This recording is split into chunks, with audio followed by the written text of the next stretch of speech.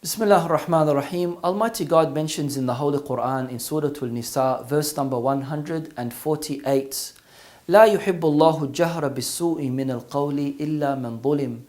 God does not like the public mentioning of an evil except by one who has been wronged.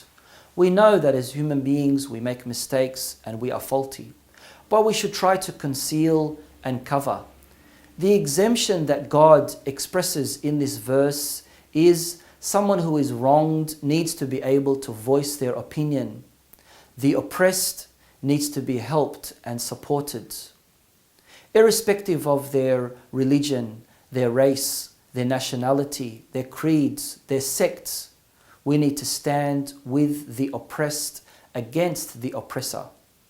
This will work as a wonderful deterrent because anyone who thinks of oppressing anybody else or anything else will be exposed.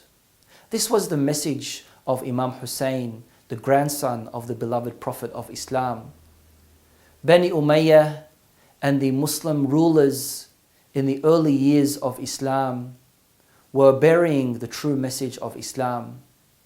And Imam Husain led a revolution, an uprising, a demand for reform against the tyranny and oppression that was being perpetrated at that time. This revolution was not a military revolution. It was a humanitarian revolution. He took his family members, elderly, women, children, and some of his companions, and he traveled towards the land of Karbala, and it was there that they were slain, that the tragedy of Ashura occurred. We learn from the message of Imam Husain that we need to stand with the oppressed. We are able to understand that this humanitarian revolution was to awaken the hearts of the Muslim Ummah, for them to realize the plights of how the Muslims were going through. As Australian Muslims of today, we can learn a lot from the legacy of Ashura and Karbala. We are able to understand that we have a duty and responsibility to convey the true message of Islam.